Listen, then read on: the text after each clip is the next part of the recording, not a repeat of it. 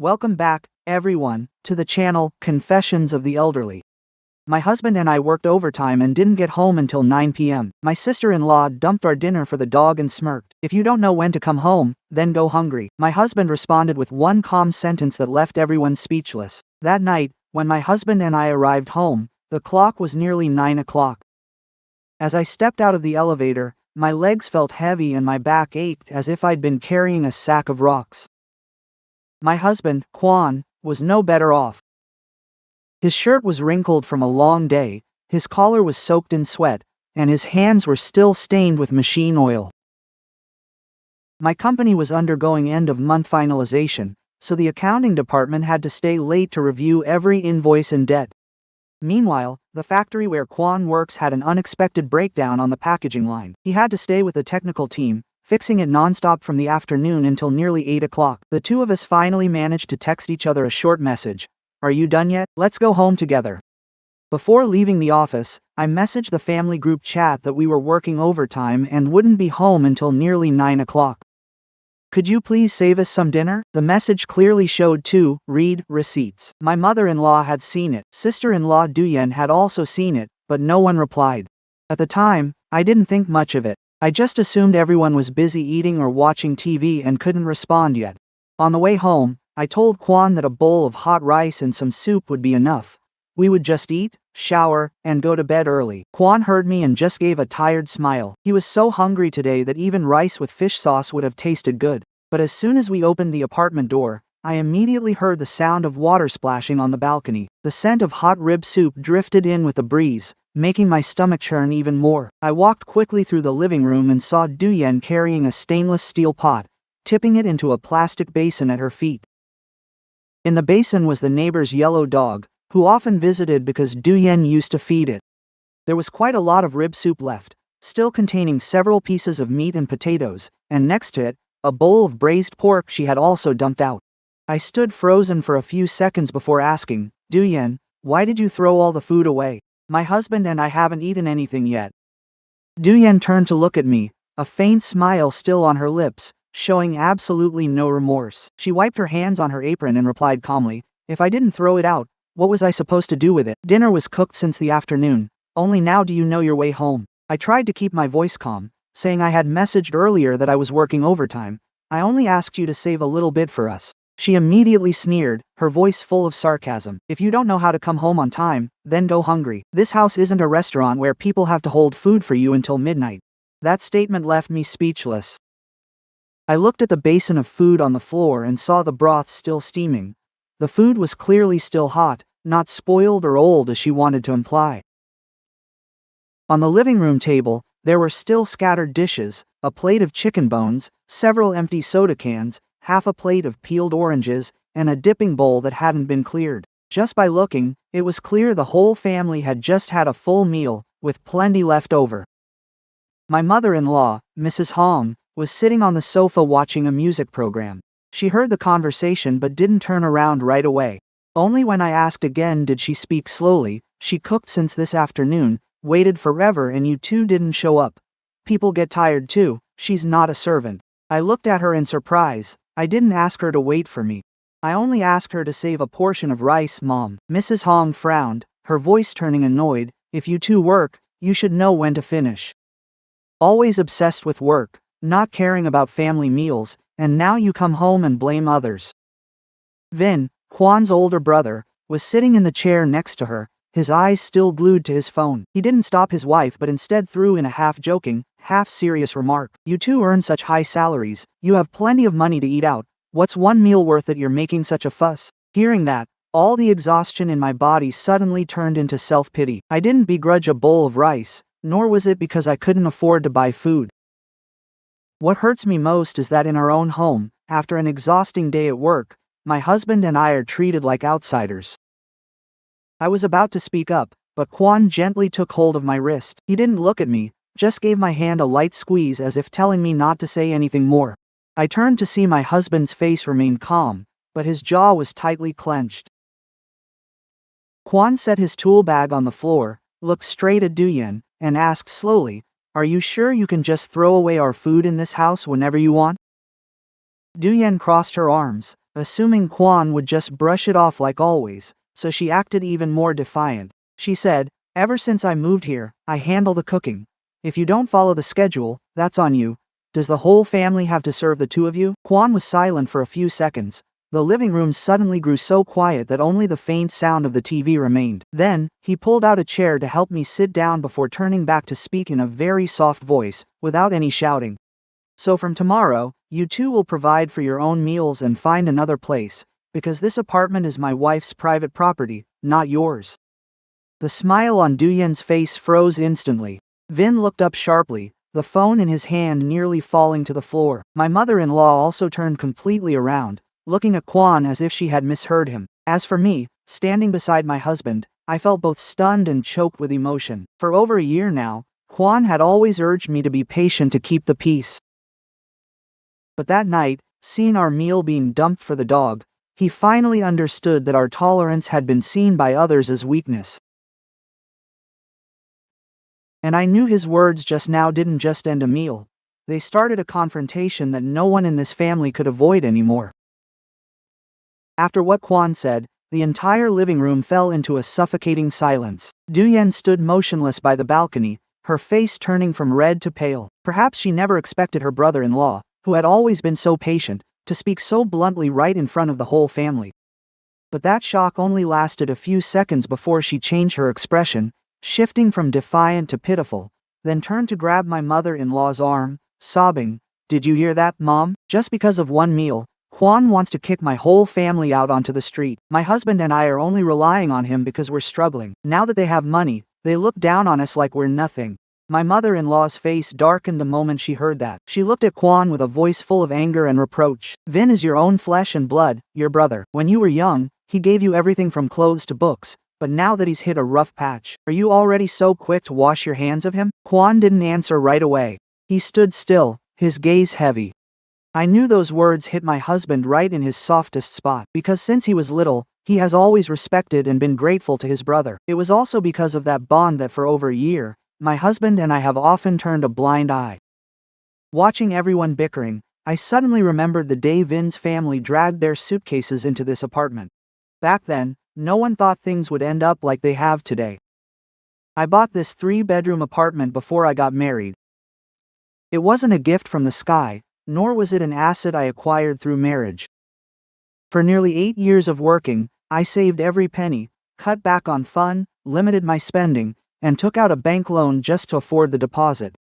My parents, loving their daughter, helped with a portion, and I paid the rest with my monthly salary. After the wedding, Kwan moved in to live with me. He never felt insecure because the house was under my name. On the contrary, he helped me renovate every room, installed the kitchen shelves himself, built the dining table, and contributed money for furniture. We used to tell each other that it didn't matter whose name was on the paperwork, as long as we both considered this our home.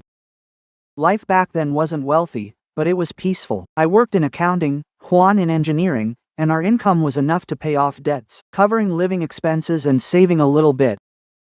Everything only changed about a year ago when Vin called Kwan one evening. He said the construction materials store where he worked was downsizing. His salary was cut by nearly half. Their family's rental contract was also coming to an end.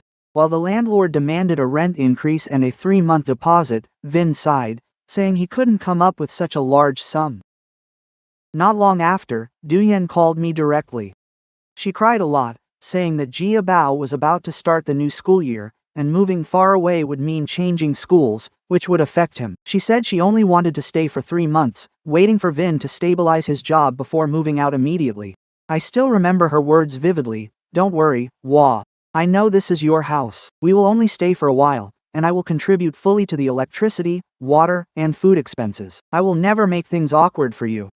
Kwan knew I liked quiet, so he didn't make the decision on his own. He sat next to me all evening, speaking very sincerely. He knew living together would be inconvenient, but Vin was really in a tough spot. "Let's just help them for 3 months, just to get them through this." I looked at my husband and thought about the child starting the school year, so I nodded. The small room that I used as an office was cleared out to give to Jia Bao. I moved my desk near the balcony, while Vin and his wife used the remaining bedroom. The first few days, Duyen behaved very thoughtfully. She woke up early to sweep the house, went to the market and cooked in the afternoon, and kept thanking me. She even held my hand once, saying that having a sister-in-law like me was a blessing for her family. But that considerate behavior didn't last long. After a few weeks, she started rearranging the kitchen without asking me. She moved all the spices to different places and got rid of the utensils she thought were unnecessary. When I brought it up, she laughed it off, saying she was the one cooking, so she should arrange things for convenience. We're all family, why are you being so petty? Then she took it upon herself to move my desk out to the hallway to make the small room a private study for Gia Bao. When I got home from work, I discovered my papers stacked in a pile and my computer left by the door, where anyone passing by could knock it over. I asked why she hadn't told me first, and she replied, "The child needs a proper place to study. You're gone all day, so it doesn't matter where you sit at night." I was annoyed but tried to hold it in. Kwan knew about it and apologized to me, saying there were only a few weeks left in the 3 months, and asked for my patience. Yet, the 3 months passed, and no one mentioned moving out. Vin kept saying he hadn't found a suitable job yet. Duyen claimed that apartment rents were too high, and moving then would be like throwing money away. Right at that time, my mother-in-law also moved in permanently. She used to rotate between her 2 children's homes, but seeing my apartment had an elevator, was near the market, and was spacious, she decided to stay. From a home for 2, this place quickly became the living space for 6 people. Kwan had hinted to his brother a few times about the deadline, but Vin just brushed it off, saying they were brothers, so what was the harm in staying a bit longer? I'll leave on my own once my job is stable, he'd say. I believed that statement time and time again. I thought their struggles were real, and if I was just a bit more patient, everything would be fine. But tonight, seeing my own portion of rice being dumped for the dog, I finally realized something. People staying as guests for too long can forget they were ever given shelter, and those who offer shelter, if they don't set boundaries, kindness is easily mistaken for an obligation. After the 3-month deadline passed, Duyen almost completely stopped being as considerate as she was in the beginning. She just used everything in the house naturally, from the kitchen and living room to the balcony. It was as if the apartment had always belonged to her family. At first, I told myself that living together means friction is unavoidable, but the more I yielded, the more I realized the boundaries in this house were being erased bit by bit. The blue enamel dish set my mother gave me for my wedding was carefully kept in a glass cabinet, only taken out when we had guests. One day coming home from work, I saw Duyen using the whole set for daily meals. 2 bowls were chipped, and a large plate was broken in half in the trash can. I felt bad about the loss and asked gently, "Why didn't you ask me before taking this set out to use? This was a gift from my mother for my wedding." Duyen not only didn't apologize but shrugged, saying dishes were meant for eating, not for storing and looking at. If they break, just buy another set, it's not like they cost much. I felt a lump in my throat hearing that. The value of the dish set wasn't in its price, but in my mother's love. But to her, anything not hers could be used, damaged, and dismissed with a light-hearted remark. It didn't stop there. My clothes and personal items in the closet near the balcony were moved to a tiny compartment. She used the rest of the space to store blankets and bedding. Their clothes and giabayos, plus the balcony, already cramped, were always covered in drying racks and plastic bins she brought in. I suggested that everyone should keep their things in the spaces originally designated for them. She immediately replied, "Living together and constantly dividing mine and yours is so exhausting. You're at work all day, you don't even use these spaces." Quote, the way she spoke made me feel like I was the one who had to ask for permission to use my own house. Living expenses also began to rise noticeably. Electricity, water, and grocery bills were nearly double what they used to be. Gia Bao frequently kept the air conditioning running all day. Duyen cooked many dishes and bought extra soda, snacks, and treats for her son. For the first 2 months, Vin gave Kwan a small amount, saying it was for utilities. By the 3rd month, he said he hadn't received his salary and asked to skip it. After that, the topic of contributing almost completely disappeared. I sat down to add up the expenses and suggested that from the next month, we divide things clearly. I spoke very gently, saying we could split common food costs per person, and separate costs for Gia Bao or each family's personal items.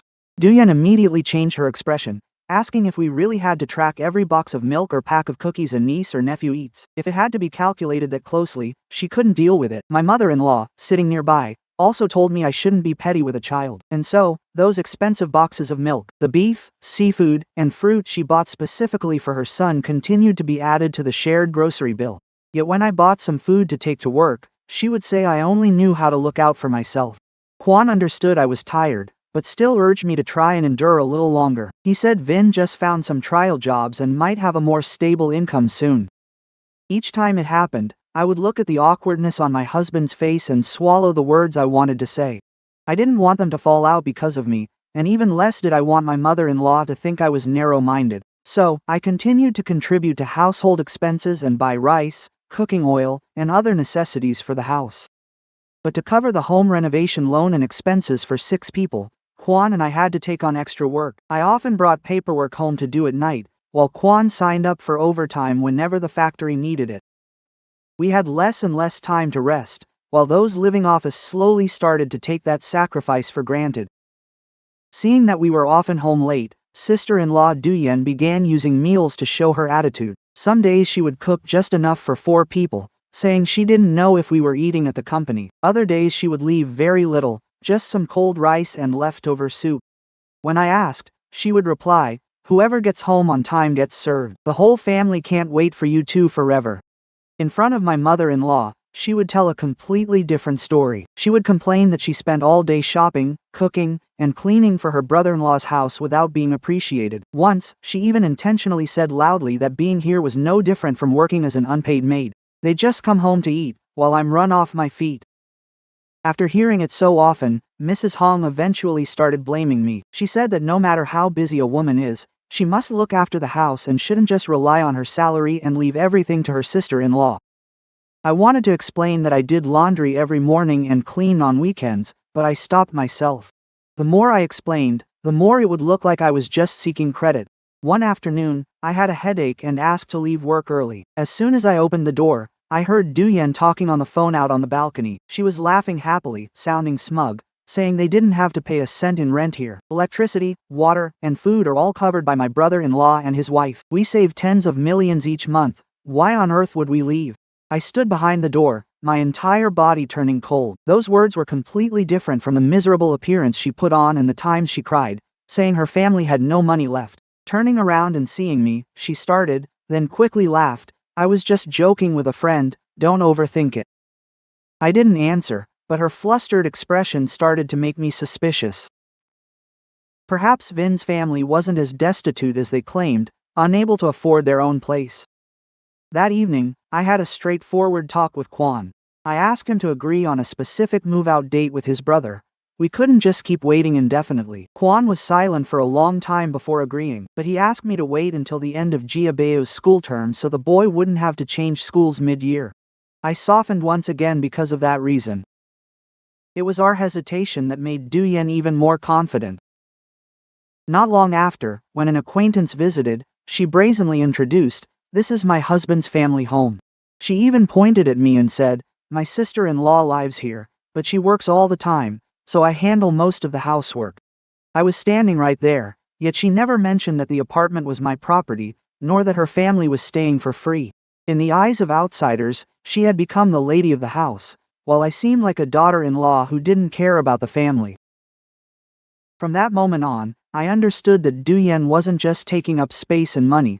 She was step by step taking my place in the very home I had spent years building. About a month before the incident, both Kwon's work and mine entered their most stressful phase. My company was preparing for the quarterly audit, with invoices pouring in from branches. A single wrong digit meant the whole department had to start over. Meanwhile, the factory where Kwon worked had just installed a new production line, and the technical team had to stay to test, run, and troubleshoot almost every day. My husband and I started leaving early in the morning and usually returned after 8 p.m. Knowing I couldn't help with the housework as regularly as before, I proactively made that clear to everyone from the start. I even gave Dooyeon extra grocery money, asking her to buy food and save some dinner for us each night. I was very specific. Tell her to just eat on time, no need to wait for us, just save a portion, we'll heat it up ourselves when we get back. At that time, Dooyeon smiled very happily, saying there was no need to be formal. We're all family, cooking 2 extra bowls of rice is no big deal. But just a few days later, her attitude started to change. Every time she saw me carrying my bag to leave early, she would make sarcastic remarks. People with good jobs are really different. They just step out the door and everything is taken care of for them. One day, as soon as I reached the door, I heard her telling my mother-in-law that my husband and I earned money, so we looked down on those at home. Gone from morning till night, never lifting a finger for meals or children, while she felt like a servant. I felt sad hearing that, but I tried to tell myself that she worked hard cooking, so it was understandable she was frustrated. In reality, I never dumped all the housework on her. Every morning, I woke up nearly an hour earlier than everyone else to do laundry, fold blankets, and prepare some ingredients for dinner. Quan didn't stand on the sidelines either. He usually mopped the floors before going to work. Whenever Vin was busy, Quan would take them to school. Once, when the factory called him in early, he still made time to take out the trash before heading to the elevator. But those things were never mentioned by Du Yan. In front of my mother-in-law, she only talked about her part in grocery shopping, cooking, and washing dishes. Gradually, Mrs. Hong believed that the whole family was relying entirely on her alone.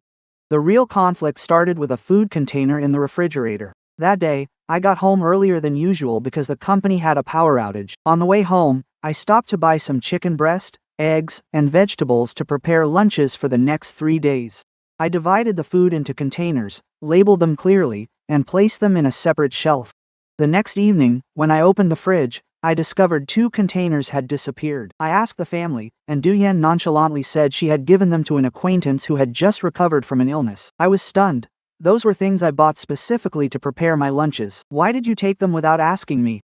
She looked at me as if that question was completely absurd. Food kept in a shared fridge is there for whoever needs it to use. Since they are sick, it's a good deed for you to bring them some food.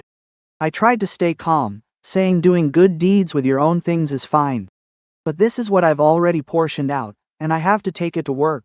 Du Yan's face instantly darkened. It's just a few pieces of meat, yet you act like you've lost something huge. Does that mean in this house, I have to file an application for everything I use? That remark made it impossible for me to stay silent any longer. That evening, I sat down and proposed that from now on, the family should clearly split living expenses and personal items. I didn't want further discord to arise over such small matters.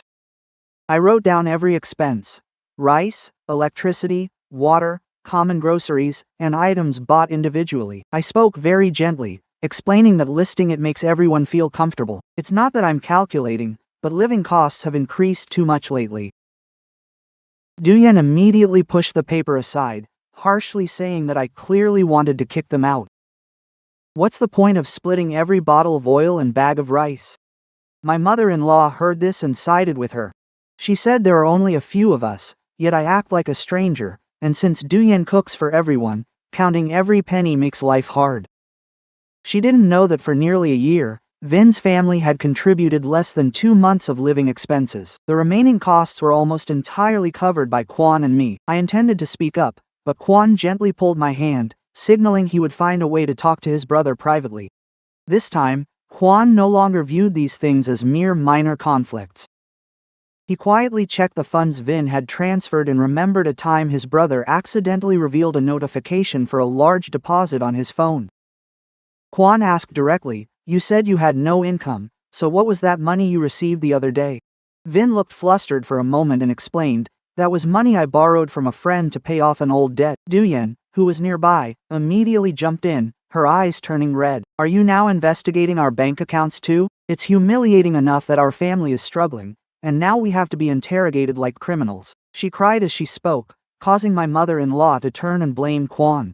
The conversation was left unfinished, but a huge question mark had appeared in our minds. A few days later, while I was at work, a strange woman called me. She asked if my apartment had a room for long-term rent at 3 million dong per month. I thought she had the wrong number, so I said I had never posted any rental ads. The woman immediately sent me some photos. It was exactly the small room in my apartment. From the desk against the wall to the cream-colored curtains, it couldn't be mistaken. She also said the person who posted the ad was named Du Yan, claiming to be the apartment manager. Du Yan told her the owner was a relative who was moving away, so the room could be rented long-term. The transaction didn't go through only because the woman wanted to see clear documents and a contract before paying the deposit. I looked at the photos, my hands turning ice cold. Du Yan not only told outsiders this was her husband's family home, but she also took photos of every corner to list it for rent. I didn't call home to confront her immediately. I saved all the messages and the phone number, and asked the woman to keep our correspondence. That night, I told Quan everything. He sat in silence for a long time before saying, "If this is true, then she is no longer just careless or inconsiderate." I understood that too, but at that exact moment, our most stressful overtime period began. Before we could confront her, we were returning home exhausted every single day. And it was during that same time that Duyen started openly showing her annoyance because we were constantly late. The sarcasm became harsher, and the portions of food left for us became smaller. Until that evening, when she took all the food and fed it to the dog. Thinking back now, I realized that meal wasn't just a sudden moment of anger. It was the final straw of a conflict that had been silently building up for too long. From money and encroachment to the intention of profiting off my own home. As soon as Quan finished speaking, the whole room fell dead silent. Duyen stood frozen for a few seconds, her eyes wide as if she couldn't believe the brother-in-law, who was always so humble, would dare to speak so bluntly. But then she suddenly burst into tears, crying so loudly it drowned out the TV in the living room. She rushed over to grab my mother-in-law's arm, crying as she said, "Mom, do you see? My husband and I are just down on our luck, and they already want to kick us out on the street. Jia Bao is still in school. Where are we supposed to go now?" She completely neglected to mention the pot of soup and bowl of meat she had just fed to the dog herself. Through her version of events, the story instantly turned into a poor family being bullied by a wealthy brother and sister-in-law just for coming home late. Vin also jumped up, his face turning bright red. He pointed at Quan, his voice full of anger. "Do you still consider me your brother? I'm only here staying with you because I'm struggling." Quote, "Yet, just because your wife said a few words, are you really planning to kick my whole family out?" Quan looked at his brother, his voice remaining calm. "No one is kicking you out just because of one meal. But you asked to stay for 3 months, and it's been over a year now. During that time, you rearranged the house as you pleased and used my wife's things without contributing enough. Today you even threw away our meal. I can no longer act like nothing happened." Vin still refused to listen. He argued that even though the apartment is in my name, Quan is my husband, and since we're married, the property must also belong to the husband as well. According to him, once a younger brother has the right to live here, his older brother and mother have the right to stay too. Quan looked at him for a long time and replied, "Don't confuse the facts. This is Hoa's private property from before our marriage. I was allowed by my wife to help build a home here, but I never had the right to bring my whole family in indefinitely and take it for granted." My mother-in-law heard this and slammed her hand hard on the armrest. She turned to me, her eyes full of anger. "Since he married you, Quan has changed like this. Before, he never would have spoken to his brother like that. You've been pushing him to turn against his own flesh and blood, haven't you?" I took a deep breath, trying to stay calm. I knew that if I argued with her then, the story would only move further away from the real issue.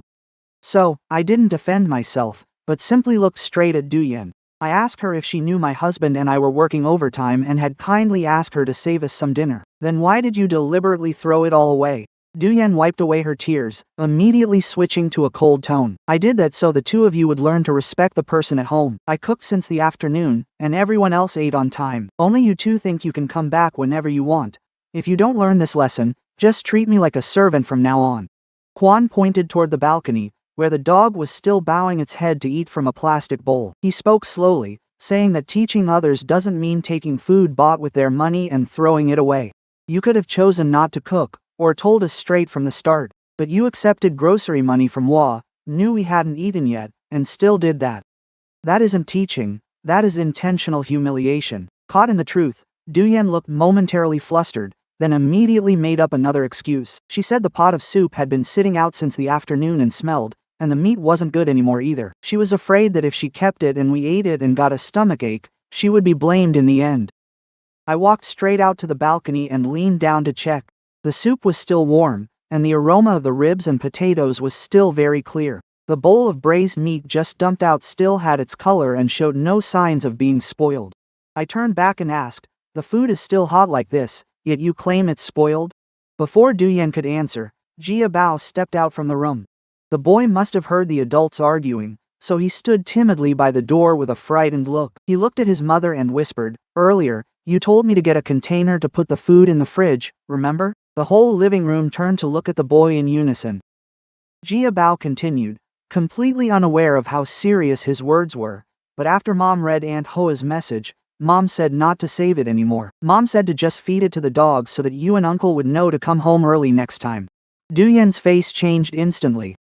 She snapped at her son, "What do you know? Get into your room right now."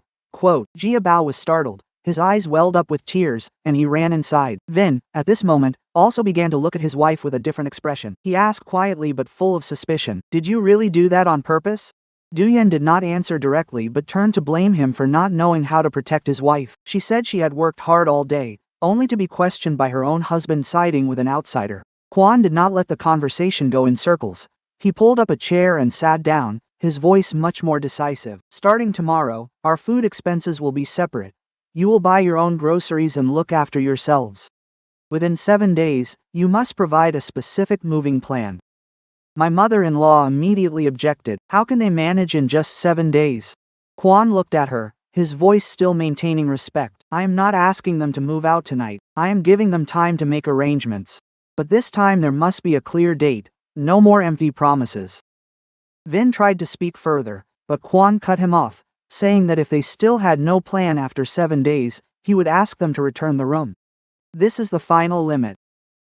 I looked at my husband, feeling partly relieved but also realizing that the real storm had only just begun.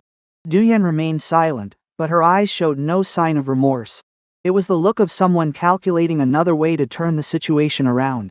Before returning to my room, I accidentally saw her standing hidden in the hallway, head bowed, texting someone very quickly. When she realized I was looking, she immediately turned off her screen and deleted the lines she had just sent. At that moment, I did not know what she was preparing in her head. I only felt very clearly that she would not agree to leave easily. And that very night, she began to turn the story from a thrown-out meal into another battle, where my husband and I would be dragged before our relatives as unfilial and ungrateful people. The next morning, as Quan and I were putting on our shoes to leave for work, Duyan stepped out of her room and blocked the door. Her face no longer showed the tearfulness of last night but was cold, her arms crossed, as if she were prepared with every word for a confrontation. She looked straight at Quan and said, "Last night you were angry and spoke nonsense, so I will pretend I didn't hear it. But there is no way we are moving out. This house might be in Hoa's name, but you are her husband. We are blood siblings living together, so who is kicking whom out?" Quan set his tool bag down and replied firmly that the property rights are clearly stated on paper, and family ties cannot turn guests into homeowners. I said 7 days means 7 days. You two should take the time to find a suitable place. Duyan gave a faint, challenging smile and said, "You make it sound so easy. Giving a family with young children 7 days to move out is the same as forcing them onto the street." I spoke up, saying, "No one is forcing you to leave tonight. You have been staying here for over a year. When at first you only asked for 3 months, 7 days is time for you to make a plan, not for us to throw your things out." Duyan did not answer me. She turned sharply and walked straight up to her mother-in-law, then suddenly knelt down. That action left both me and Quan stunned. She hugged Mrs. Hong's legs and sobbed, "Mom, I'm at my wit's end. My husband and I are being treated like a burden. They are chasing us away today. Tomorrow it will surely be your turn. Are you old and still have to see your children torn apart like this?" I felt a chill run down my spine. Quan never said he would kick his mother out, yet she deliberately dragged her into it to turn her family issue into a fake case of filial impiety. As expected, Mrs. Hong was immediately agitated. She stood up abruptly, pointed at Quan, and said, "Now that you have a wife, you don't need your mother anymore, right? If you want to kick us out, then kick your mother out too to satisfy the both of you." Quan closed his eyes for a moment as if to suppress his anger before saying, "I never told you to leave. You can still stay here if you want and if everyone respects the common rules. But they have overstayed their welcome and keep causing trouble. This matter must be resolved clearly." Mrs. Hong wouldn't listen, repeating that her youngest son had changed his heart because of his wife. Duyan sat nearby, wiping her tears while occasionally glancing at me with an indescribable look. In that display of weakness, there was also a sense of triumph, as if she knew she had just found the right person to lean on. I pulled Quan outside because I didn't want to keep arguing when we were both running late. Before the elevator doors closed, I heard Duyan tell my mother-in-law loudly, "Don't worry, Mom, I won't let them do whatever they want." By noon, my phone started ringing constantly. The first person to call was an aunt from my husband's side. She didn't ask what happened but scolded me immediately. Wah, as a daughter-in-law, you need to think of the family. They are struggling. Don't let a little money cause a rift between siblings. I hadn't even had a chance to explain when another uncle called. His tone was even heavier. I heard you two kicked your elderly mother and older brother out onto the street over just one meal. One shouldn't be so heartless. I immediately understood that Duyen had called the relatives. She didn't mention dumping the food for the dog, overstaying her welcome, or renting out the room on her own.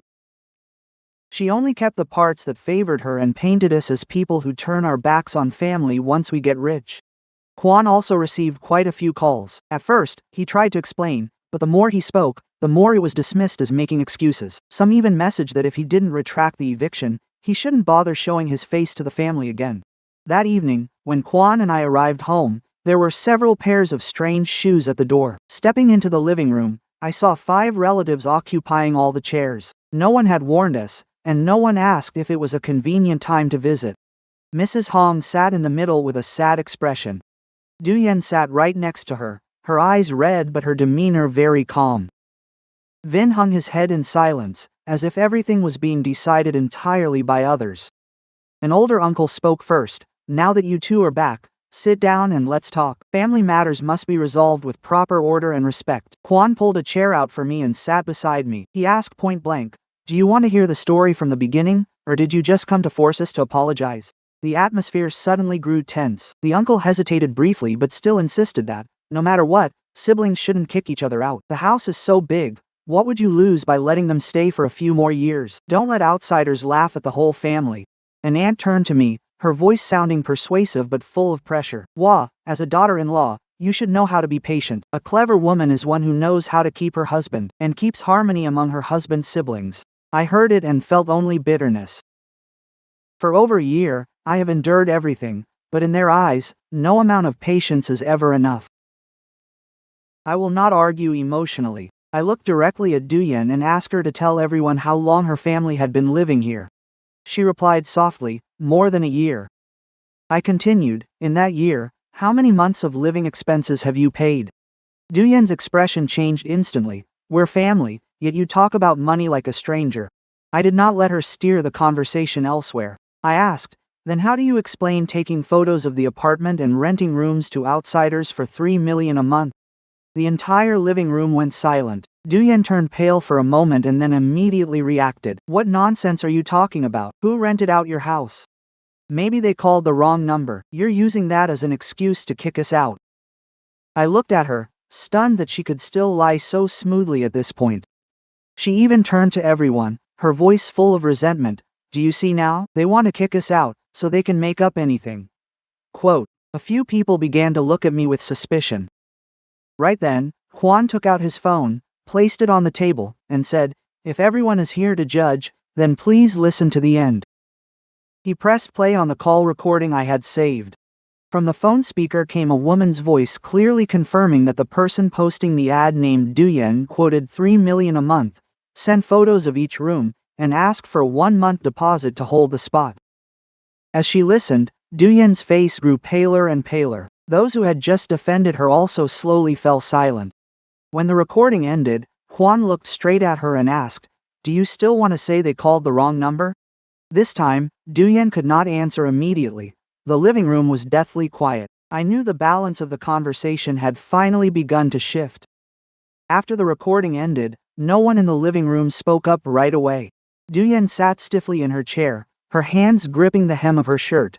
The look of wounded pride from earlier had vanished, replaced by a mixture of confusion and fury now that she had no way to deny it. The uncle who had just stepped in to tell my husband and me to be patient looked at her, his voice dropping. Duyen, what is the meaning of this? Is it true you took it upon yourself to post an ad to rent out the room? Duyen bit her lip, stayed silent for a few seconds, then suddenly looked up. It's true I posted it, but I didn't do it for myself. I saw there was a small room sitting empty, so I thought to rent it out to earn extra money for living expenses. With 6 people living here, the utility and food bills aren't small. I just wanted to help the family out. I listened, feeling both angry and astonished. She could turn a blatant wrongdoing into a good deed in the blink of an eye. The room she called empty was originally my workspace, which she later cleared out on her own to make a study area for Jia Bao. More importantly, even if the room were actually vacant, she had no right to rent out someone else's property. I looked her straight in the eye and asked, if she wanted to help with expenses, why didn't she ask me a single word? Why did you tell the tenant in the messages to transfer the deposit to your personal account? Duyan froze for a moment, then raised her voice. Am I supposed to run around asking for permission for every little thing once someone agrees to rent? If the deposit is transferred to me, I just use it for household expenses. Quote, it wouldn't just disappear, would it? I replied, you never told my husband or me about that money. If someone had actually paid the deposit and then shown up to claim the room, who would be responsible? You or the owner of the apartment? She couldn't answer. She turned to blame me for deliberately making a big deal out of it, saying that since nothing had happened yet, there were no consequences and it wasn't worth bringing up in front of the whole family. Vin, who had been keeping his head down the whole time, suddenly jumped to his feet, his face flushed with a mixture of anger and shame. He looked at his wife and pressed her, since when have you been posting ads? Why didn't I know anything about this? Duyan snapped her head toward him, her voice harsh. What would you even do if you knew? If I didn't plan things out, what would your whole family live on? You don't even earn a single penny, so don't you dare raise your voice at me. That remark made Vin's expression darken instantly. In front of his mother and relatives, he had been belittled by his own wife without the slightest hesitation. But because of this, everyone began to understand that in their household, money and many major decisions had long been under Duyan's control. Vin clenched his fists, his voice raspy. He had only been unemployed for a while, not doing nothing at all. Anything you want to do, you must discuss it with me, and you certainly cannot touch Hoa's house on your own. Duyan gave a cold laugh. What good would it do to discuss it with you? Doesn't every task fall to me to handle anyway? The atmosphere in the room grew even more tense. Quan didn't want the conversation to turn into a mutual attack between his brother and sister-in-law, so he spoke up to interrupt. He looked at Duyan and said, you have already admitted to posting the listing. Now, open your phone for everyone to see the entire conversation and confirm whether or not you have received any money. Quote, upon hearing that, Duyan immediately clutched her phone tightly to her chest. She shrank back against the chair, her voice defensive. This is my personal property. No one has the right to check it. Quan replied calmly, true, no one is allowed to search your phone without permission. But if you want to prove you haven't received money and only meant to help the family, you can open the relevant messages yourself. We don't need to see anything else private. Quote. She still adamantly refused. That intense reaction made everyone present even more suspicious. Just then, Jia Bao stepped out from the room. The boy stood near the door, looking confused as he didn't fully understand the adult's conflict. He looked at his mother's phone and said quite naturally, Mom posted the room photos a long time ago. The other day, she even asked me to take them for her. Quote, Duyan jumped in shock and shouted at him, go back to your room right now. But his uncle called the boy over and asked gently, what did Mom ask you to photograph? Jia Bao innocently replied, Mom told me to photograph every room, and even the kitchen and the balcony. She told me not to include Aunt Hua and Uncle Quan's wedding photos, because people would see them and know the house had different owners. Quote, that innocent remark made the whole room turn cold. I suddenly remembered a few times I returned home to find the items in my bedroom moved around. The photo frame on the table had been turned face down. The document box also showed signs of having been pulled out and pushed back in crookedly. When I asked, no one admitted to entering the room. I immediately turned to Duyan. Return the spare bedroom key to me. You borrowed it before saying you needed to clean, but I already told you that was no longer necessary. Duyan avoided my gaze and replied quickly, I lost it. Quan looked toward her handbag hanging by the door. He remembered her keeping the key in the outer pocket before, so he walked over and asked if she would check inside it herself. If it is truly lost, I will change the locks tomorrow morning. Duyan immediately lunged to grab the bag, but in her haste, it fell off the hook. A keychain flew out of the outer pocket and hit the tile floor with a harsh clinking sound. I bent down to pick it up and immediately recognized my bedroom key. Not only that, but on that same ring was a smaller key, identical to the one for my filing cabinet that I always kept locked. Every eye turned toward Duyan. The aunt who had just told me to be accommodating could no longer stay calm. Why do you have the keys to your sister-in-law's private room and filing cabinet? Duyan hurriedly turned to Mrs. Hong and stammered, you gave them to me to make cleaning easier, didn't you, Mom? My mother-in-law froze and then immediately shook her head. I have never had the key to Hoa's filing cabinet. I don't keep the bedroom key either. For the first time since the relatives arrived, She looked at Duyen with a truly bewildered expression. I said nothing more, took the keychain, and walked quickly into the room. Kwan followed closely behind. When I opened the filing cabinet, my heart skipped a beat. The files that were neatly organized by cover were now tossed about, and the envelopes were opened. The apartment purchase contract was no longer in its proper place. I checked every file carefully and discovered that a copy of the house contract and a photocopy of my ID had vanished. Kwan stood nearby, his face turning cold. He walked back to the living room, placed the keys on the table, and looked straight at Duyen. His voice was not loud, but every word made the entire room fall silent. Duyen, this is no longer just a domestic disagreement. Why did you take my husband's and my documents? At Kwan's question, Duyen shook her head repeatedly. She claimed we were wrongly accusing her, suggesting I might have moved the papers myself and forgotten. She even turned to the relatives sitting in the living room, her voice full of resentment. Do you all see now? They've wanted to kick us out, so now every time something goes missing, they blame me. I didn't argue. Ever since that phone call from the woman asking to rent a room, I knew that words alone wouldn't protect me. 3 days ago, I quietly bought a small camera and hid it on the bookshelf in my old home office. The angle was just wide enough to see the door, the filing cabinet and the desk area where I usually keep important documents. I took out my phone, opened the app, and rewound the recording. The whole living room went silent as the image appeared clearly on the screen.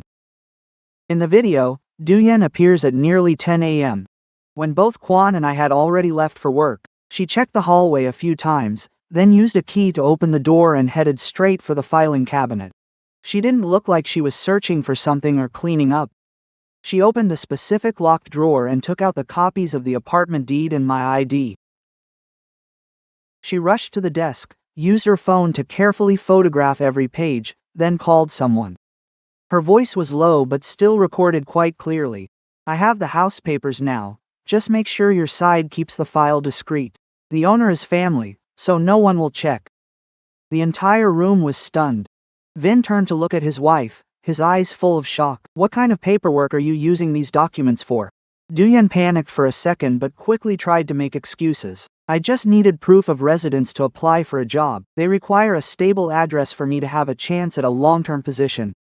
I immediately asked, what job requires photographing the apartment sales contract and the owner's ID, and why tell them to keep it discreet? She didn't answer directly. She just said I was intentionally making things up. Then she turned to accuse me of being disrespectful for recording family members on camera. Kwan didn't let her steer the conversation in another direction. He demanded that she open her recent call history herself. At first, she adamantly refused, but under the gaze of Vin and their relatives, she reluctantly picked up her phone. Even though she had deleted many numbers, there was still a call lasting nearly 10 minutes to an unknown number at the exact time recorded in the video. Kwan hit redial and turned on the speakerphone. A man answered the phone, introducing himself as a specialist in private loan applications. When Kwan made it clear that the apartment did not belong to Duyen and that the owner had never agreed to use the documents for a loan, the other person immediately became cautious. After a few questions, he admitted that Duyen had contacted him to find a way to borrow a large sum, using copies of a relative's house documents to prove assets and build trust with lenders. Kwan asked directly, how much did she borrow? The man was silent for a few seconds, then said, an official mortgage application couldn't be processed because it lacked the original documents and the owner's signature. However, through his referral, Duyen had taken out a high-interest, hot loan of over 200 million Vietnamese dongs from an outside lending group. Copies of the apartment documents were used as proof that she lived in a family with assets, thereby convincing the lenders that the debt was recoverable. Hearing that, my limbs went cold. The apartment hadn't been mortgaged, but my documents had been used as a tool to solicit loans. If the debt isn't repaid, those lenders could absolutely show up here to apply pressure. While my husband and I had no idea about this, Vin was so shocked that he had to grip the arm of his chair. He looked at Duyen, his voice trembling. When did you take out that 200 million? Where did all that money go? Duyen lowered her head in silence for a long time, then mumbled that she had used it to cover living expenses and pay off debts that arose while Vin was unemployed. I immediately pointed out the absurdity of that. For over a year now, electricity, water, and food costs have almost entirely been paid by my husband and me. You don't have to pay rent. Giabeo's schooling is also covered by Vin, so how could just living expenses add up to over 200 million? Vin kept pressing her for answers, but Duyen kept dodging the question. Only when Kwan threatened to contact the authorities and hand over all the recordings and call logs did she finally break down in tears and confess. She said a friend invited her to invest in an online shop, claiming that just by putting in capital for inventory, she could make tens of millions a month. She believed it was a life-changing opportunity, so she quietly borrowed money in the hope that after a few months, she could recoup it and use the profits to rent or buy a small apartment. But business didn't go well. Inventory piled up, her partner kept reporting losses, and the interest on outside loans grew by the day. She was forced to borrow from Peter to pay Paul, causing the debt to snowball. Vin stood there stunned. He asked why she hadn't told her husband, but Duyen just wept and blamed his low income. She said if she had waited for him to decide, they would never have a house of their own in this lifetime. I looked at her face, feeling both angry and sensing that something about the story still didn't add up. If she really just invested in a business, she should have invoices, messages with her partner, or at least know exactly where the money went. But every time Kwan asked for details, she gave vague answers. Kwan noticed it too. He looked straight at her, his voice turning cold, saying she had only told them part of the truth. The amount she claimed to have invested didn't match the total debt. Where is the rest of it?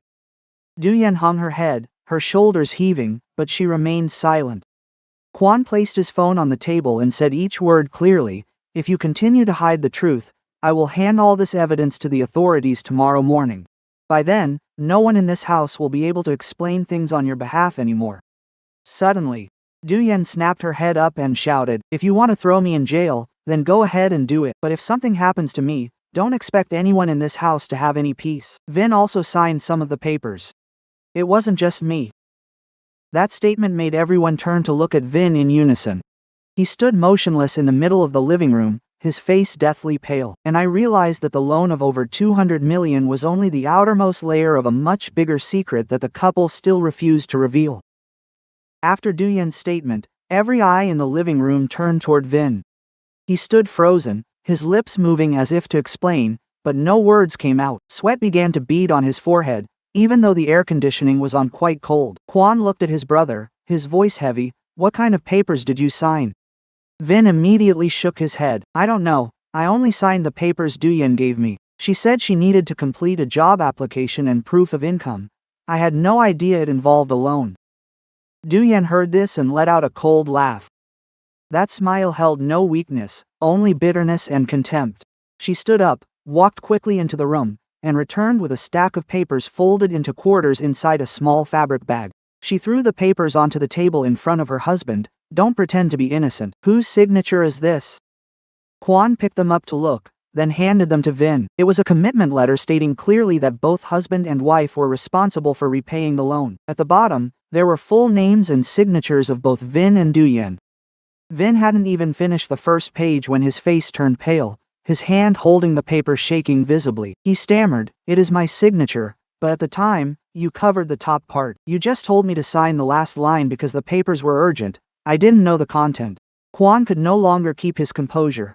He stood up abruptly, looking at his brother with eyes full of anger and disappointment. "You are over 40 years old. How could you sign a financial document without reading it? She covered the content, and you just put your pen to paper like that?" Vin hung his head, unable to answer. Perhaps he himself understood that this explanation couldn't make him completely innocent. Even if his wife hid things from him, his careless signing of financial documents was a serious oversight. I don't want the story to continue revolving around who signed first or who hid what from whom. What I need to know is where that 200 million dong and the money you saved while staying here are actually hidden. I asked Duyen directly. She said part of it was for business capital, so what did she do with the rest? Duyen remained silent for a long time, only speaking the truth after Kwan reiterated that we would hand all the evidence over to the authorities if she continued to hide it. About over half a year ago, an acquaintance introduced her to an affordable apartment project under construction. The selling price was much lower than the market rate, and a small deposit was enough to secure a spot. The broker even promised that when the project was finished, the apartment's value would soar, and if she didn't want to live there, she could resell it for a profit of several hundred million. Afraid of losing the opportunity to someone else, Duyen secretly put down a deposit using money from a high-interest loan and the rest from what she had saved while living at my house for over a year. The entire living room fell silent once again. I stared at her, unable to believe what I had just heard. How much had she saved? Duyen avoided my gaze and mumbled, nearly 300 million. My mother-in-law widened her eyes, and a few relatives began to whisper. All this time, Duyen had constantly complained that her family couldn't afford rent or a deposit, often crying about not knowing how they would survive the coming month. Yet, while my husband and I struggled to cover electricity, water, food, and every other expense, she had managed to save nearly 300 million dong. I felt a tightness in my chest, not because I begrudged them meals or bills, but because I realized the hardship she described was only a tiny fraction of the truth. Most of the time, her family was fully capable of renting a decent place, but they clung to my apartment to save money while waiting for their new home. I asked if they had that much money, why didn't they rent a place instead of telling us they couldn't scrape together a deposit? Duyen lifted her head, her voice starting to harden. That money was for buying a house.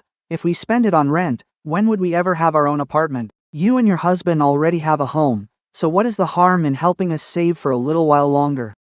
I felt a chill run down my spine. In her mind, it seemed to be a natural obligation for us to shoulder the costs so she could keep her savings intact. Vin turned to his wife, angrily demanding to know why she had hidden the fact that she had put a deposit on the apartment from him. But Duyen immediately pointed her finger at her husband's face. Stop acting, you were the one who said staying at Kwan's place saves money, and you even told me not to be foolish enough to rent, since Hua has a 3-bedroom apartment that's a waste if left empty. That remark left Kwan stunned. He looked at his brother for a long time, the look of pain on his face even more evident than when he found out Duyen had taken my papers. He asked quietly, "Did you really say that?" Vin avoided his brother's gaze and awkwardly explained, "I just thought brothers shouldn't be so calculating. You two have stable jobs, helping me out for a few years wouldn't be much of a loss. I plan to move out once I got my new house." Kwan laughed, but it was a bitter laugh. "You said helping you through hard times is about family, but you have money now, you're able to rent, yet you still stay to save up for your own assets. That's no longer about hardship." Vin still tried to justify himself, saying he only wanted to provide for his wife and children. Everyone wants their own home, besides, you didn't lose the apartment. Kwan looked straight at his brother, his voice firm. "You didn't take the apartment, but you took our time, our money, and our peace. We both have to work overtime until 9 p.m. to cover expenses for the whole house, while you two use the money you save to buy your own assets. That's not relying on family, that's taking advantage." My mother-in-law still tried to defend her eldest son. She said everyone hopes for a stable home. She added that Vin saving for his wife and kids doesn't deserve such harsh criticism. According to her, since we already have the apartment and a better income, letting them stay a bit longer isn't a huge loss. I turned to look at her. This time, I could not remain silent.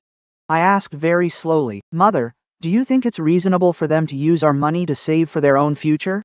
We have to work overtime until 9 p.m., eat irregularly, and don't even have a private space to rest. Meanwhile, they have nearly 300 million yet still complain of being poor, don't contribute fully, and even took my documents to take out a loan. Is that fair to us?" Mrs. Hong froze, her lips trembling, but she couldn't say a word. I looked around the room and saw the relatives who had swarmed in to pressure us into giving in were now all silent. No one mentioned the spacious apartment or brotherly bonds anymore. That night, the truth was finally laid bare. Vin's family hadn't just stayed too long, they had turned our kindness into a source of personal gain. And then they still acted as if that sacrifice was something we were naturally obligated to endure. After the relatives left one by one, the apartment finally became quiet again. But it wasn't a peaceful quiet. It was a heavy silence after so many truths had been exposed. Mrs. Hong sat motionless in her chair, and Vin hung his head, not daring to look at anyone. As for Duyen, she refused to admit any fault from start to finish. She stood up abruptly, grabbed her husband's arm, walked straight into their room, and locked the door behind them. Before the door closed, she turned back and declared, "No one is to touch my family's belongings. If you want us to move out, you must give us proper time. Don't even think about throwing our stuff out while we're asleep. Kwon replied wearily, no one is doing that. You have time to pack, but the documents you took must be returned immediately. There was no response from inside. A moment later, I heard the closet opening repeatedly and the rustle of bags, as if she were gathering or hiding something. Kwon intended to knock and demand she come out to explain, but I stopped him.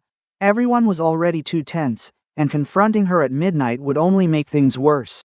I didn't expect that while we were trying to keep calm, Dooyeon was already preparing another counterattack. The next morning, while I was on my way to the company, my phone suddenly vibrated incessantly. Dozens of messages from friends, colleagues, and even people I hadn't spoken to in ages poured in, asking about my family. Some cautiously asked if I had really kicked my mother-in-law and my brother-in-law's family out of the house in the middle of the night. Others sent me direct screenshots of a post circulating on social media. The person who posted it was Dooyeon. In the post, she claimed that her family had fallen on hard times and was forced to stay with her brother-in-law. For over a year, she has diligently cooked, cared for my mother-in-law, and managed the house, only to be looked down upon by her sister-in-law who has money and property. She claims that because my husband and I came home late and the leftover rice was inedible, she gave it to the dog. Yet, she says I used that as an excuse to falsely accuse her of intentionally trying to humiliate me. She even wrote that I fabricated the story about missing documents, installed cameras to spy on relatives, and forced her whole family to move out in just 7 days. Every word was written to paint her as a patient woman driven to the edge, while I am the cold-hearted sister-in-law using money to oppress my husband's family. Below the post were 3 photos that easily lead outsiders to misunderstand the situation. One showed her wiping away tears after our argument. One showed our son wearing a backpack, standing next to some bags of clothes. The final one was a messy room with several open suitcases, creating the impression that the whole family was forced to pack up overnight. She even attached a short video clip, which only shows Kwon saying, "You two should find another place to live." The entire preceding part, from when she fed the rice to the dog and lied about the food being spoiled to when she was caught keeping the keys and taking the documents, was cut out. The post was quickly shared. People who didn't know the full story started leaving harsh comments. Some called Kwon unfilial. Some said that I only cared about protecting my own assets after marriage. Even some random accounts sent me insulting messages, saying I would face karma for kicking children and an elderly woman out onto the street. When I arrived at the office and sat down, I immediately noticed several colleagues looking at me with pity. A coworker pulled me aside into a corner and asked quietly, "Wah, is what's online true?" Someone already sent it to our department's group chat. I checked my phone and realized the post had already spread among those I work with. My manager didn't scold me, but she called me in to remind me that personal matters, if they continue to spread, could affect the department's image. I understood she just wanted to avoid trouble, but as I walked out of the room, I still felt my reputation dragged through the mud under so many curious gazes. Kwon found out and called me right away, his voice full of anger. He said he would post all the videos, recordings, and photos of the stolen documents so everyone could see the truth. But I stopped him. I told him if we released everything, this would turn into a public brawl. Jia Bao is still in school and my mother is elderly. We need to protect ourselves, but we shouldn't turn our whole family into gossip fodder. In the end, I only posted a short announcement.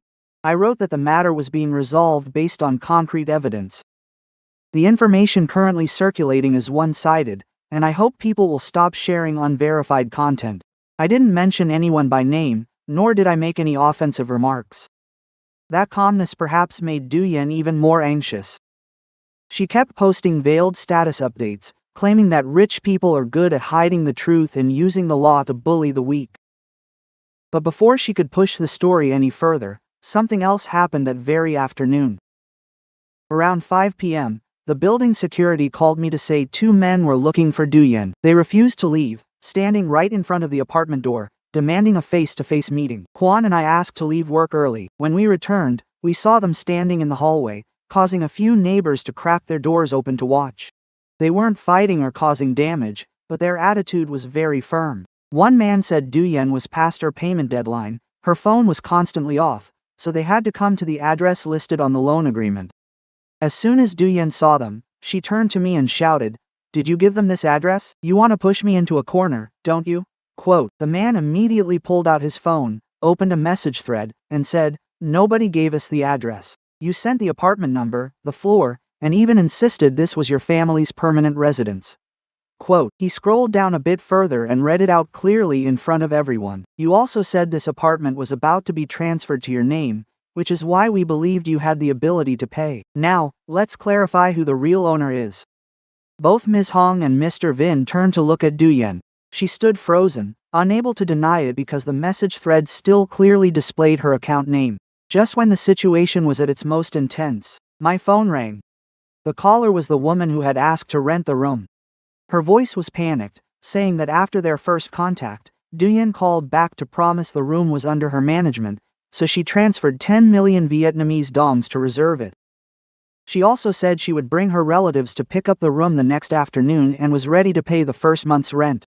But since this morning, she couldn't contact Duyen, so she called me to confirm. I stood frozen, feeling that things had gone far beyond a family dispute. Duyen didn't just give away my property without permission. She actually took money from others despite having no ability to provide the room. Quan looked at her, his voice dropping, saying she had to return the deposit immediately and clarify all the amounts she had received. From now on, this can no longer be handled behind closed doors. For the first time, the look of defiance on Duyen's face completely vanished. She looked at the two debt collectors at the door, looked at the phone in my hand, and backed slowly against the wall. In less than a day, the post she fabricated to turn herself into a victim was brought down by her own debts and lies. The two men collecting debts stood in the hallway, while the voice of the woman who lost her deposit rang out from the phone, making the air in the house thick. Duyen leaned against the wall, her face pale. All her toughness, defiance, and accusations on social media seemed to have disappeared, leaving only the panic of someone who knew she could no longer hide. Quan stepped to the door and calmly told the two men, the loan is a transaction between you and Duyen. This apartment does not belong to her, nor has it ever been used as legal collateral. You can discuss it directly, but you must not put pressure on people who are not involved. One of them said they just wanted Duyen to provide a clear payment schedule. Quan replied that we would not hide her or help her evade, but everything must be resolved the right way. No threats, no making noise, and no disturbing the neighbors. If there is a dispute, both parties should draw up a written statement and seek guidance from the authorities. Seeing Quan speak firmly but not aggressively, they also softened their tone. Finally, Duyen was forced to step out to acknowledge the debt and set a time for the next morning to agree on a payment plan. Before leaving, the man reiterated that they only trusted her because she insisted the apartment would soon be transferred to her in her husband's name. As soon as the door closed, Duyen collapsed into a chair. She buried her face in her hands and wept, but this time no one rushed to comfort her. Even Mrs. Hung just sat and watched her eldest daughter-in-law, her eyes filled with both pain and astonishment. I was still holding the phone in my hand. The woman who had paid the deposit hadn't hung up yet. Her voice started to tremble. Ms. Wah, I scraped that money together to rent a room near my workplace. If I lose those 10 million, I really don't know where else I can turn. Quote, I looked at Duyen and asked, is their deposit money still there? She didn't answer. I asked her again. She then confessed that she had used almost all of it to pay off some loan interest. At that moment, there was only a little over 1 million dong left in her account. The woman on the other end of the line burst into tears. She said she was raising a small child. Her husband works at a distant construction site, and she had to move because her previous landlord took the room back. The 10 million was her entire savings from many months, which even included money borrowed from colleagues. My heart grew heavy as I listened. She was not at fault in our family conflict. She only trusted the recommendation and the photos sent from this very apartment. Quan looked at me. The two of us understood each other without needing to discuss it for long.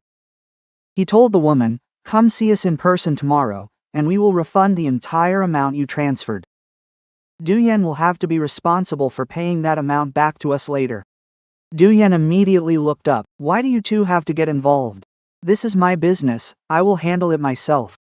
I looked at her, my voice not loud but very firm. You use my apartment to build trust and receive money. She suffered a loss because she believed you had the right to rent out this place. I cannot stand by and say that this is just your business. Upon hearing we decided to pay it ourselves, Ms. Hong hurriedly said. 10 million isn't a small amount. Why not tell them to wait a few months for Duyen to arrange it? I shook my head. They need the money to rent a new place. Since the fault lies on our side, we cannot make them continue to bear the consequences. That was the first time since everything exploded. Ms. Hong did not object further. She bowed her head, her hands tightly interlaced. The next morning, the woman arrived with a cousin. We double-checked the management transfer papers, the message content, and the photos Duyen had sent. Everything was crystal clear. Duyen had claimed to be the one managing the apartment, promised to hand it over on a specific date, and demanded a deposit to hold it. Kwon drafted a record of the incident, stating that my spouse and I were refunding the money to rectify the consequences of the false information regarding the apartment. Duyen had to sign an acknowledgement that she had received the deposit and was responsible for repaying us within the agreed timeframe. At first, she refused to sign, saying that doing so was no different from forcing her to confess. Kwon placed the pen in front of her and said, "You don't have to sign. In that case, the victim has the right to report all the evidence, and we will not stand in her way." Quote. In the end, Duyen had to pick up the pen. Her handwriting was shaky, but the signature was clear on the confirmation form.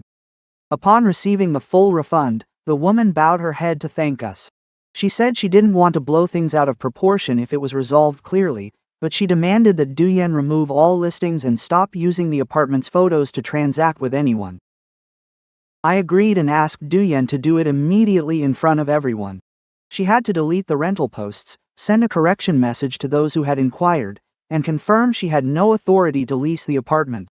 I also changed all the bedroom and filing cabinet locks and collected the spare keys. After the woman left, Kwon invited Mr. Vin. Duyen and her mother sat back down. He didn't bring up the meal or the online insults again. He simply placed a prepared document on the table stating that Vin's family had 30 days to arrange new housing. During this period, both sides would completely separate their food expenses, living costs, and personal belongings. You may still stay so that Jia Bao's life isn't suddenly disrupted, but you are forbidden from using the apartment's documents or photos, or bringing strangers over for business. Duyen looked at the 30-day figure and gave a bitter laugh. "Did you say 7 days, but now you're changing your mind because you're afraid of your reputation?" Kwon replied, "No, I am giving you 30 days for Jia Bao's sake and because I don't want you to be out on the street unprepared. But this is the final deadline, not a promise that can be extended." Vin hung his head for a long time before asking, "What if we haven't found a suitable place by then?" Kwon looked at his brother and said in a slow but clear voice, "Then you must choose a place within your means, not a perfect one. Adults cannot live in someone else's house forever just waiting for a better option for themselves." I looked at my husband's weary face and understood that this decision was not easy. He still loves his mother, his brother, and his nephew, but love does not mean continuing to enable them. That afternoon, I transferred 10 million Vietnamese dongs to the woman who lost her deposit. That amount reduced our savings slightly, but my heart felt lighter. At least one innocent person no longer has to pay for someone else's greed. As for Vin's family, we did not throw their suitcases into the hallway, nor did we lock them out in the middle of the night. We gave them time but, at the same time, restored the boundaries that had been broken for too long. I understand that kindness only truly has meaning when it is accompanied by principles. If you remain infinitely patient, you are not the only one who suffers. Sometimes, that very act of shielding causes the person in the wrong to sink deeper without ever facing the consequences. After the 30-day deadline was put in writing, the atmosphere in the house changed completely. The 6 of us no longer ate meals together as before. There was also no more of Duyen taking things from the fridge on her own or ordering me to buy this or that. My husband and I cook our own meals, Vin's family handles their own living expenses, and every utility bill is clearly recorded. In the early days, Duyen showed a lot of dissatisfaction. She deliberately slammed doors, spoke loudly on the phone, and complained about living with relatives as if she were a mere tenant. But this time, no one responded. Kwon didn't argue, and I didn't engage. We simply did exactly what we had agreed upon. At first, Mrs. Hong still sided with her eldest son. She came to our room many times, urging Kwon to let go of the past and let them stay for a few more months. She said the kids are settled in school, and moving now would be very difficult. As for Vin, he hasn't found a place that is both cheap and near the school. Kwon didn't lose his temper. He just told his mother he wasn't abandoning them. He had given them 30 days and was willing to help find a place and assist with moving costs, but he couldn't force his wife to keep being taken advantage of. She sighed, saying that siblings acting like strangers with paperwork and deadlines felt too cold. I heard her, but I didn't step out to explain. I understood that she was used to the younger brother yielding to the older one, the daughter-in-law enduring the in-laws, and the more well-off helping the struggling ones. In that mindset, she had never once put herself in my and Kwan's shoes. Only when living expenses were separated did she start to see things she hadn't noticed before. After just 1 week, Duyen complained that groceries were too expensive. She grumbled because the prices of meat, vegetables, milk, and fruit had all increased. One day, she bought groceries, calculated the cost over and over, and then turned to tell Vin to give her more money. Vin said his new salary was only enough for Gia Bao's tuition and part of their debts. The two of them immediately started arguing right in the kitchen. Duyen accused her husband of being incompetent. Vin replied that previously, she was the one who always said all expenses were covered by his younger brother, so he didn't need to contribute much. Mrs. Hong sat nearby and heard it all. Her expression flickered with shock. That evening, she quietly asked me how much my husband and I used to spend for the whole family each month. I didn't complain. I just showed her the records of electricity, water, food, and other expenses from the last 6 months. She stared at each number for a long time. Electricity bills had nearly tripled in the summer. Water, gas, and grocery costs were all much higher than when it was just the two of us. There were also repair costs for the washing machine from overuse, a new AC for Vin's room, and Gia Bao's tutoring fees that Kwan had quietly covered. She looked up and asked, "Why didn't you tell me sooner?" I answered honestly that we thought you were going through a hard time. We didn't want to upset you or cause any tension between the brothers. She looked down, her voice dropping. I thought Duyen was contributing a lot. She often claimed she was the one handling the grocery money every month. I didn't want to use this chance to badmouth her, so I said she did go shopping and cook, but I provided most of the funds, and I have bank statements to prove it. She didn't ask anything else. From that day on, her attitude toward me began to soften. She stopped harping on about how a daughter-in-law should unconditionally sacrifice, and she stopped criticizing us for eating separately. Sometimes she would even offer to wash a few dishes or ask if I needed help picking vegetables. That change in behavior made Duyen visibly annoyed. She assumed that Mrs. Hong had been bought off by a few numbers. She kept bringing up how she used to cook, take care of her, and take her to medical appointments, as if those things were enough to wipe away all her mistakes. One afternoon, Duyen was out. Mrs. Hong was helping Gia Bao find his test paper in his school bag. While taking out the books, an envelope fell to the floor. On the envelope was the name of a real estate agency along with a notice requesting a final payment. Mrs. Hong didn't understand, so she brought it out to ask Vin. Vin's face changed as soon as he saw it. He snatched the envelope, saying it was just an advertisement, but she didn't believe him and insisted on opening it. Inside was a notice regarding the apartment deposit that Duyen had mentioned. According to the document, the project had been delayed for many months. The company that received the money was no longer operating at the old address. The buyer is required to pay a large additional sum to move to the next legal stage, or they will lose their reservation. After reading it, Kwan immediately noticed several suspicious signs. The name of the contracting entity does not match the name of the project's developer. The land use rights verification is very vague, and the contact address is just a room in a short-term office rental building. He asked Vin if he had gone to the site to check it out in person. Vin hung his head and said, the entire transaction was handled by Duyen through a broker she met online. He only knew what his wife said. It was a discounted apartment and buying early would bring a huge profit. By the time everything fell apart, he realized nearly 300 million had been transferred to various personal accounts. Just then, Duyen returned. Seeing everyone holding the documents, she lunged to grab them back, shouting that no one should interfere with her investments. But Kwan did not let go. He asked her how she had verified the project's legal status. Did she meet the actual developer, or did she just listen to the broker's promises? Duyen still insisted that the project was real, just behind schedule. She even claimed that if she paid another 100 million, she would get a formal contract and receive the house next year. Hearing that, I realized she either still hadn't grasped that she was scammed or was afraid to face the truth after pouring in so much money. Kwan demanded she call the broker right in front of everyone. She reluctantly dialed the number, but the line on the other end was unreachable. She tried 2 other numbers. The result was the same. Vin opened his phone to the group of fellow contributors and discovered dozens of new messages. Many said the office was closed, the sign was taken down, and the person collecting the money had vanished days ago. Some are now gathering documents to file a report. As Du-Yen read them, her face turned pale. She slumped into her chair, her hand still gripping the phone as if, should she let go, all their savings would truly disappear. Mrs. Hong looked at her eldest daughter-in-law, her eyes turning red, but this time, she didn't rush to defend her or blame my husband and me. She asked in a weary voice, "You still had nearly 300 million, then borrowed another 200 million, yet you still stay at your siblings' house and let them pay for every meal. Did you really end up putting everything into a place you never clearly verified?" Du-Yen burst into tears and said, "I just wanted my own house so I wouldn't have to live off anyone else." Mrs. Hong shook her head. "Wanting your own house is not wrong, but you wanted it less with your own money and more by having others shoulder the burden, all while being greedy for cheap deals and profit, hiding it from your husband, and using your sister-in-law's documents to borrow money. Do you still think you were just unlucky?" The whole room went silent. It was the first time my mother-in-law didn't side with Du-Yen, and also the first time she spoke clearly about what I had been unable to put into words for over a year. Du-Yen wasn't just deceived out of ignorance, she was lured into that trap by the greed for quick profit, all while exploiting the sacrifices of others to keep her own money.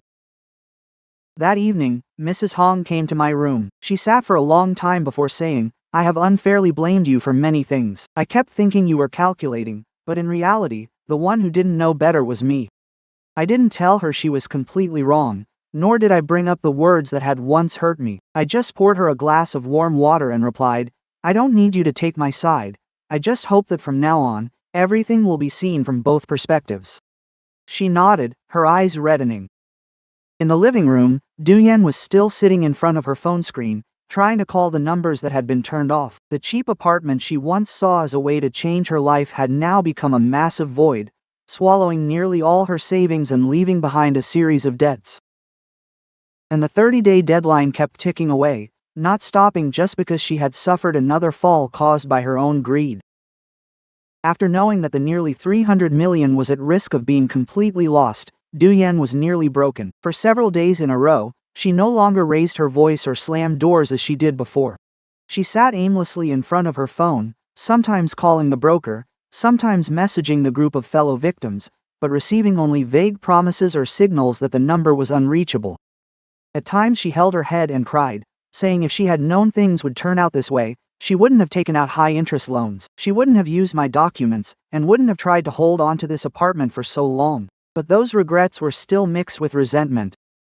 She believed she just happened upon a scammer and was simply unlucky, not yet fully admitting that her greed and habit of depending on others had pushed her to this point. Kwon didn't argue further. He just told Vin that what needed to be done now was to gather evidence with the other victims to file a report and freeze all the loans. As for moving out, it still had to be done on schedule. Vin nodded. Unlike previous times, he didn't ask for a delay, nor did he use Dad or Mom as an excuse. Ever since that night his secret savings were exposed while he was still living off his brother, he seemed to have aged significantly, his face always tired, his eyes no longer natural when looking at Kwon. 2 days later, he took the initiative to take a half-day off to go with Du-Yen to take the documents to the reporting office. Kwon helped them organize bank transfer statements and messages with the broker, the deposit agreement and the list of accounts that had received the money. He only supported them with matters related to paperwork, absolutely not promising to put up money to save the investment or pay off all the debts. Before they left, Kwon said very clearly, "I am helping you protect your legal rights, but you must take responsibility for the loans you took out yourselves. My wife and I cannot continue to carry the burden for you." Vin bowed his head and replied, "I understand." That was the first time I heard him say those 2 words without any accompanying justification. After that day, Vin began looking for a place to live seriously. Previously, every place he looked at was dismissed as being too far from the school, cramped, old, or lacking amenities. But now he no longer demanded a perfect place. He asked colleagues, searched in rental groups, and went to see each place in person in the evenings after work. He eventually chose a small 2-bedroom apartment in a residential area nearly 7 kilometers from my house.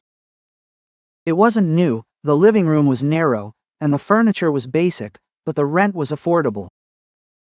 It was further from Jiabeo's school than before, but there was still a shuttle bus route nearby. When he presented the information, Duyen immediately objected. She said the apartment was too cramped, the kitchen old, the bathroom unappealing, and it lacked a balcony as large as mine. She also argued that after losing money on investments, the family should stay here longer to save. Vin looked at his wife, his voice tired but firm. We have saved money by letting others pay for us too long. We no longer have the right to demand anything. Duyen was stunned. She probably never thought her husband, who usually let her make every decision, would one day speak so bluntly.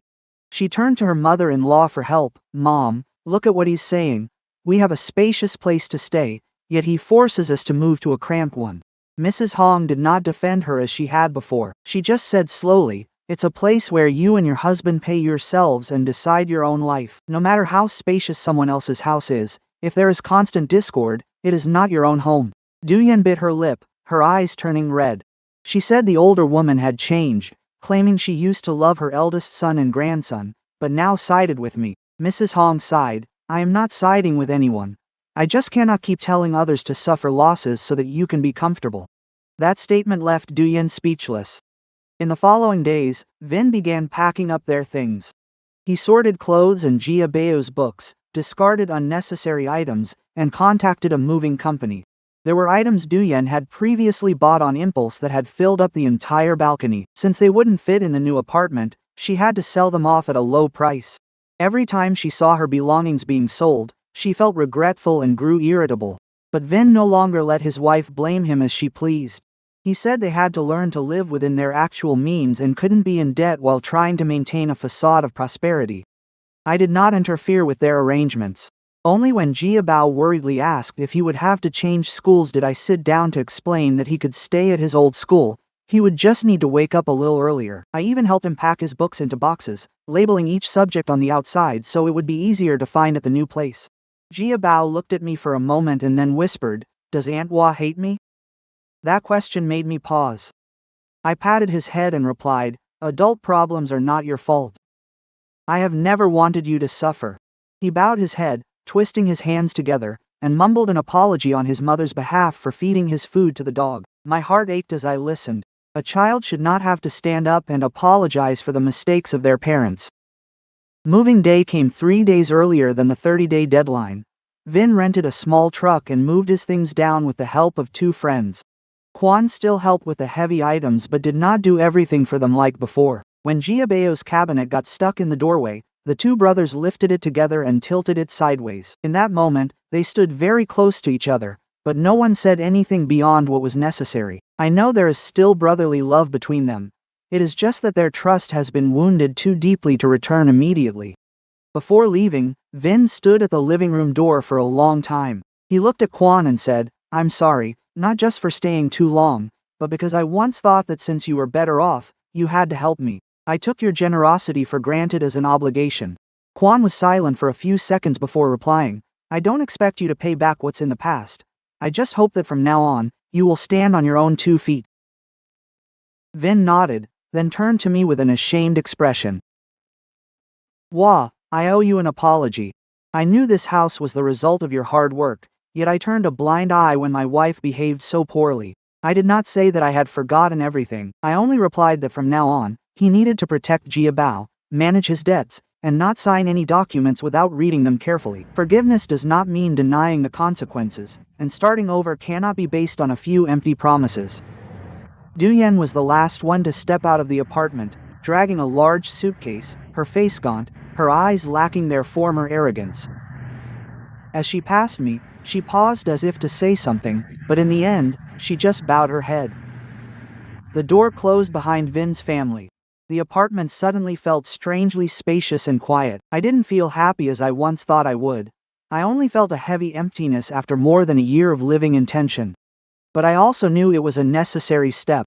Vin finally moved his wife and child out of their borrowed living space, rented a home within their means, and began to face the debts their own family had created.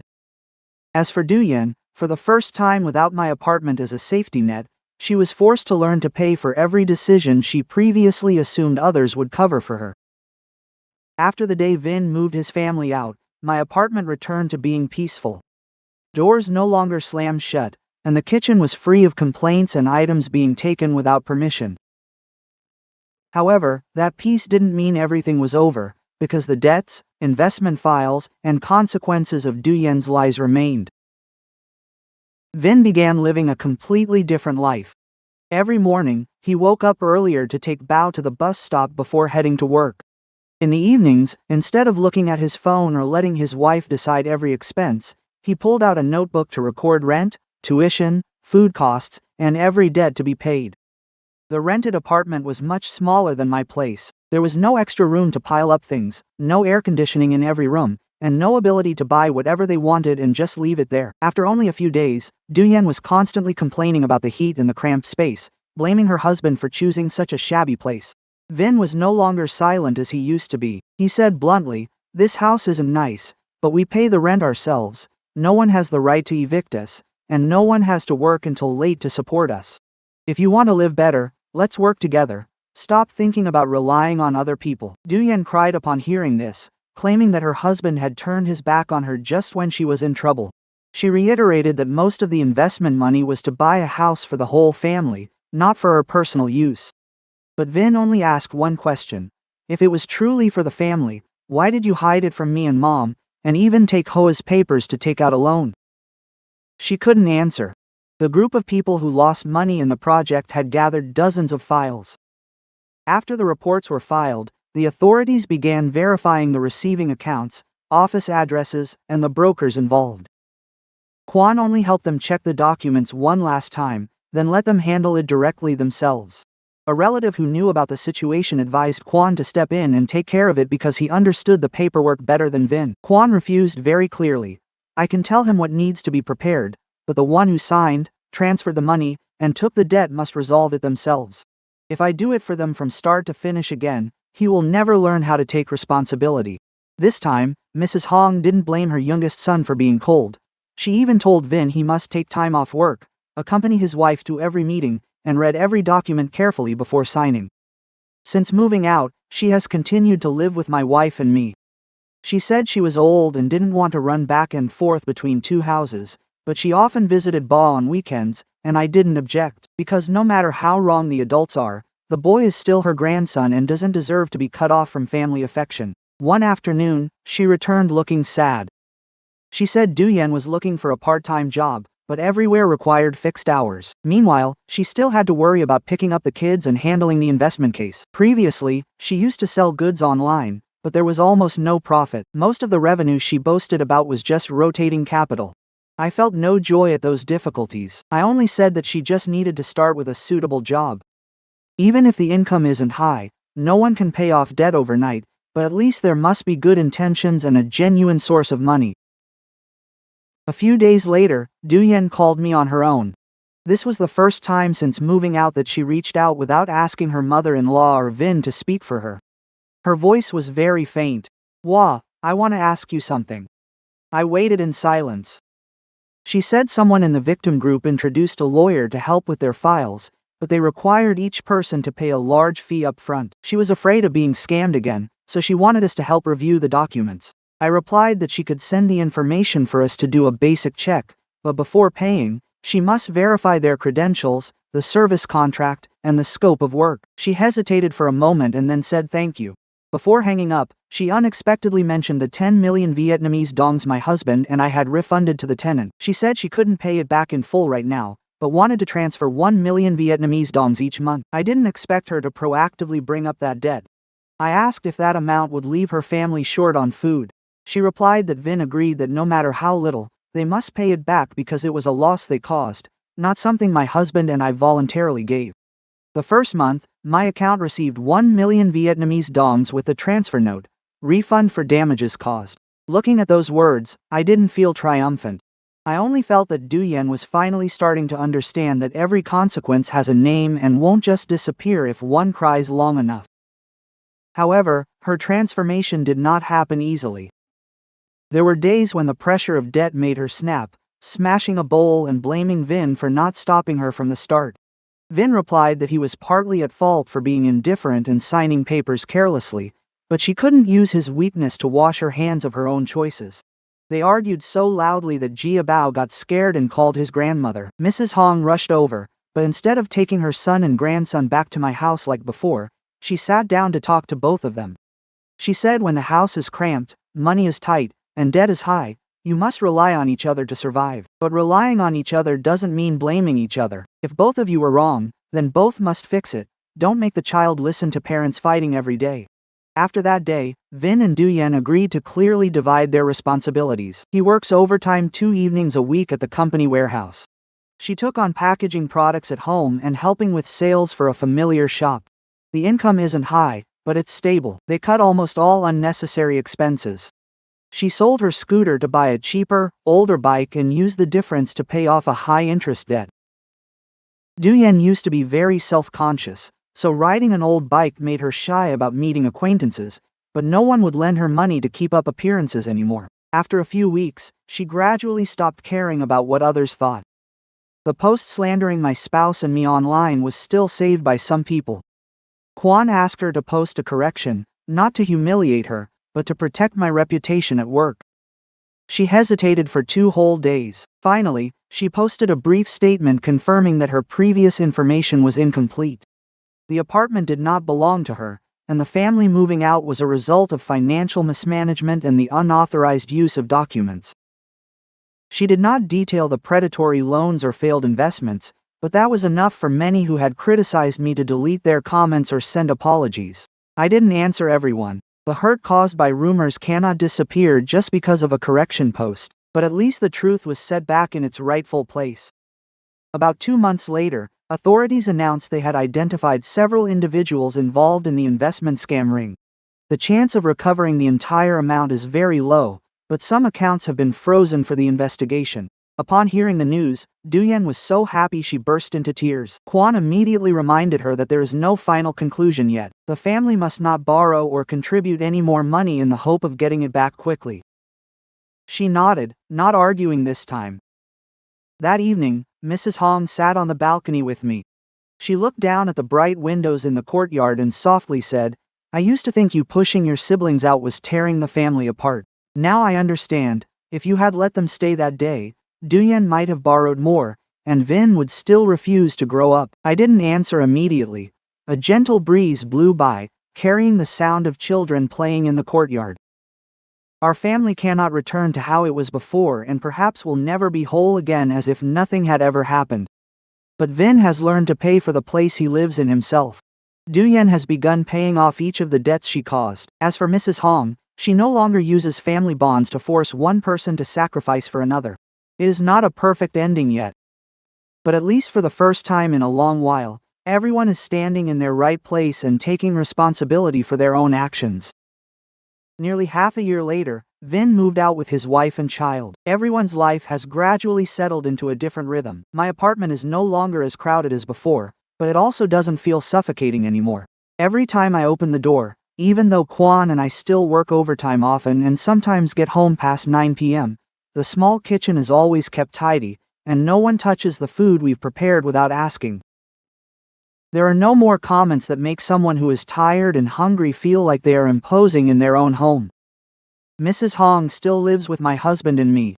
After everything, she has changed more than I ever thought. She no longer makes decisions for her children, nor does she rush to defend anyone just because they are older or crying more.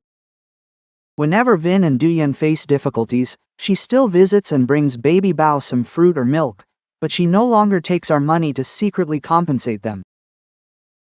Once, she hesitated and said to me, "I'm afraid you'll think I'm biased, so now I find everything difficult to do." I poured her a cup of tea and replied, "Just love your children like a normal mother. You just shouldn't force one to suffer for the sake of the other, that's all." She nodded.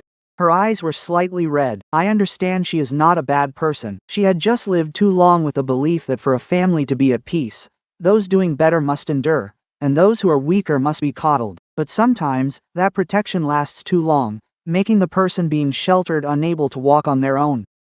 Vin still works his old job and has taken on evening shifts at the warehouse. His back hurts more than before, and his face looks worn, but every time we meet, I see a composure in him that he never had before. He no longer says things like, "If you're well off, help me out a little," nor does he ask Kwan if he can borrow more money. The debt was divided into smaller parts to be paid off gradually.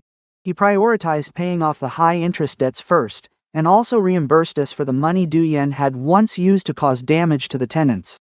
There were difficult months. They could only transfer a few $100,000. Kwan didn't pressure them, just reminded him to keep clear records so as not to keep borrowing from Peter to pay Paul. Duyen no longer had that polished, boastful appearance she once had. She worked for a home goods store, handling messages by day and packing orders at home at night. The income wasn't high, but it was steady. In the early days, she still complained of being tired, complaining that the trivial work wasn't worthy of her. Later, perhaps because she was too busy or understood the situation, she complained less and less.